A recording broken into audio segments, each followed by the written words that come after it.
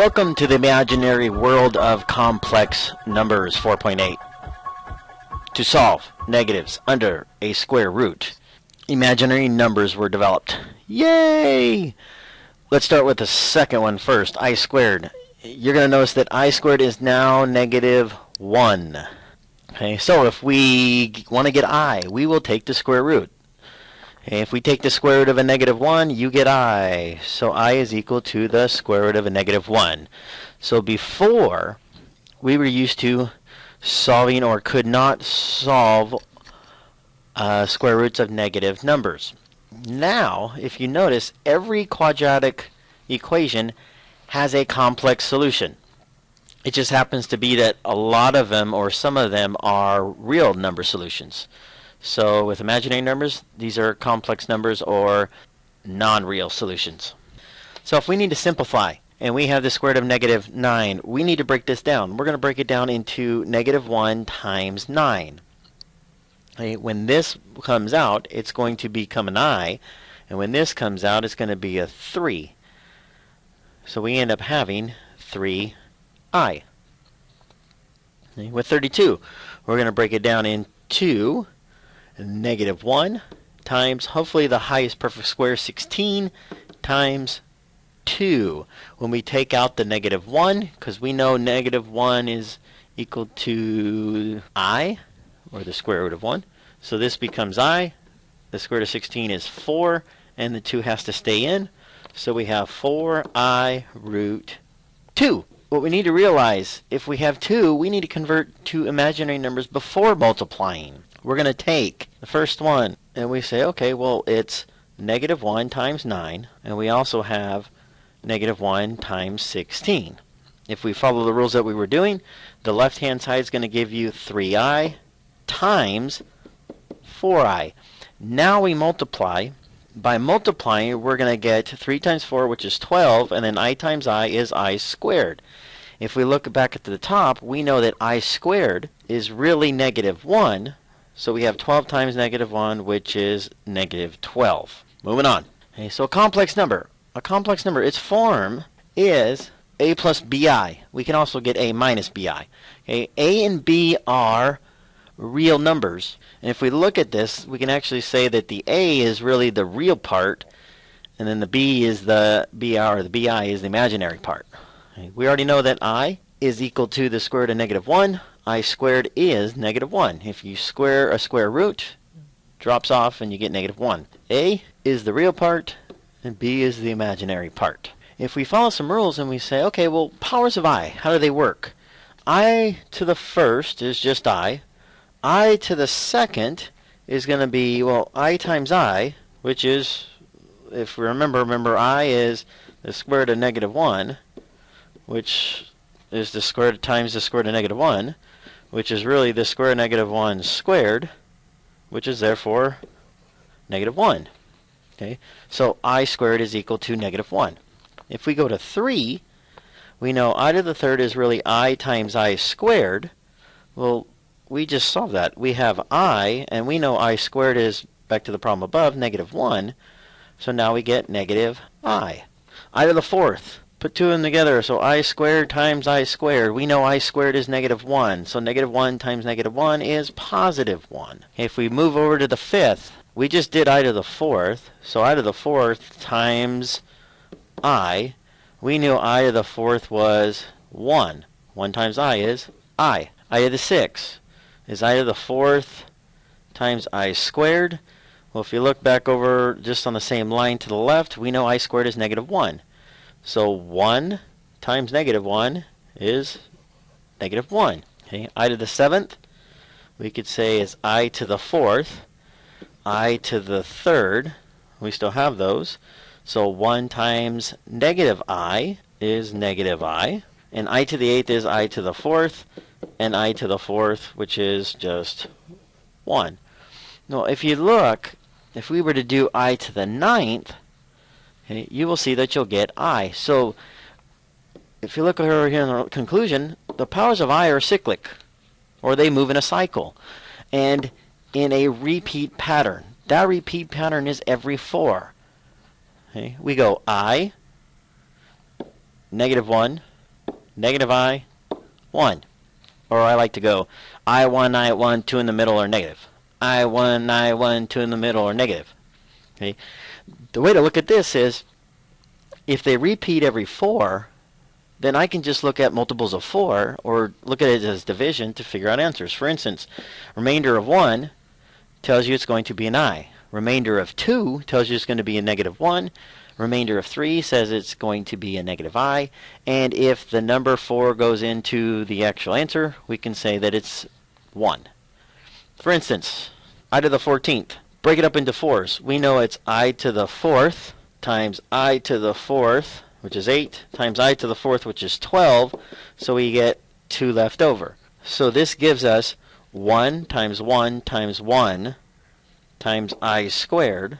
Well, if you look back up, the 2 was, I squared was negative 1. So the answer is negative 1. Another way to look at it is, if I take the number 35 and I divide 4 into it, 4 goes in there 8 times, 32 with 3 left over. So treat this as I to the 3rd. I to the 3rd is a negative I. So I to the 35th will be exactly negative I.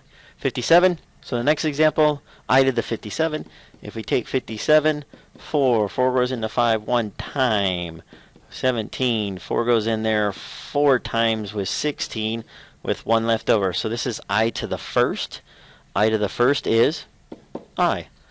So I to the 57 would be equivalent to just I. And the last one, 96. 4 goes in there 2 times with 1 left over, 16. It goes in there 16 with nothing left over. It goes in exactly, so it's the 4th one over, or 1. So I to the 96 is 1. So we can apply these powers of I and use operations with complex numbers for addition, subtraction, multiplication, and then also look at division. Okay, with addition, we're just going to add the real numbers and add the imaginary numbers together and simplify. So in this case, if we take negative 10 minus 6i plus 8 minus 4i, we have the 8, we have the negative 10, that's going to give us negative 2. Negative 6i and negative 4i make negative 10i. There's our simplified answer. For 2, we're going to have negative 10 minus 6i. If we distribute the negative, you get negative 8 plus 4i. The negative 10 and the negative 8 we can put together, so negative 18 minus 2i. Multiplication. If we distribute, or you can use your FOIL method, so 2 times 3 is 6. 2 times negative 4 is negative 8i. Negative 6i times 3 is negative 18i. And you got to be careful here. Negative 6 times negative 4 is positive 24, and then you have I squared. We have 6 minus 26i. If you remember, 24 is there, but we have I squared, which is negative 1. So this is 6 minus 26i minus 24. So the 6 minus the 24 gives us negative 18 minus 26i. Okay, normally, and again, we try and keep the real number in front and the imaginary in the back. Go ahead, hit pause. Do 4, 5, and 6. Check back with me in a minute or two. Welcome back. If you look at number 4, you should have had 38 minus 8i. And 5 and 6, if you notice, they're almost like the same A's and B's, just one's a negative, one's a positive. You end up getting 34 for 5 and 25 for 6. We need to figure out, well, the conjugate. What that means is the conjugate of this A plus BI is really A minus BI. So same A and B, just flip the sign in the middle. Okay? So what you're going to see is when we multiply that out, we're going to get A squared minus ABI plus ABI. Notice these cancel, and then all you're left with is A squared minus the B squared I squared. Okay, that I squared, if you remember, is a negative 1. So it really changes our answer to A squared plus B squared. So with conjugates. Okay, dividing. So dividing is its own special little weapon. If we need to multiply, we're going to multiply the numerator and the denominator by the conjugate. In other words, we cannot have i's or square roots, if you remember back to algebra, we can't have a square root in the bottom or the denominator. Well, the same thing goes with i's. We don't want an I in the denominator. Okay, so we do this because I equals the square root of -1, and the square root aren't simplified if in the denominator. So in order to simplify number 7, we're going to take and multiply numerator and denominator by, it's the same number, 2 and 3i, but we have to change the sign in the middle. So we're going to multiply by 2 plus 3i, multiply by 2 plus 3i. With the conjugates, remember, it just means that you get, because the denominators are going to be conjugates, it's really a squared plus b squared. Or, if we simplify, we're going to get 4 plus 6i minus 6i, and then this will be minus 9i squared. If you remember, the I squared is -1, so this is really plus 9. So we have 4 plus 9 in the denominator.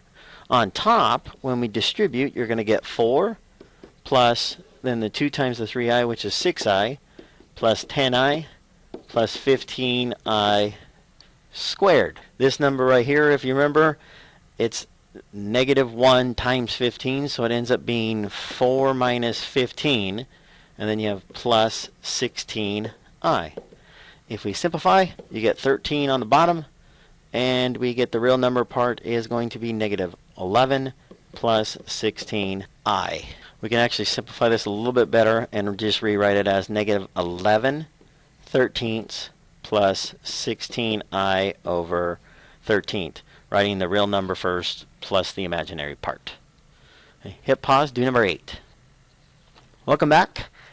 After multiplying by the conjugate of 5 minus 2i, top and bottom, simplified, you should get 7 over 29 minus 26 over 29i, or minus 26i over 29. Guess what? Now you can solve problems that have no real solutions. So your turn. Take the two quadratics. Solve using the quadratic formula. If you have a discriminant that is a negative answer, use complex numbers to simplify. Go. Welcome back. If you notice, you should have got a discriminant on number 1 of -4. Therefore, we know it's two non-real solutions. By taking out an I, taking out a 2, you should have gotten 2 plus or minus I. Okay, on 2, you should have gotten x equals 1/4 plus or minus I root 3 over 4. Congratulations. Remember, do your best, forget the rest.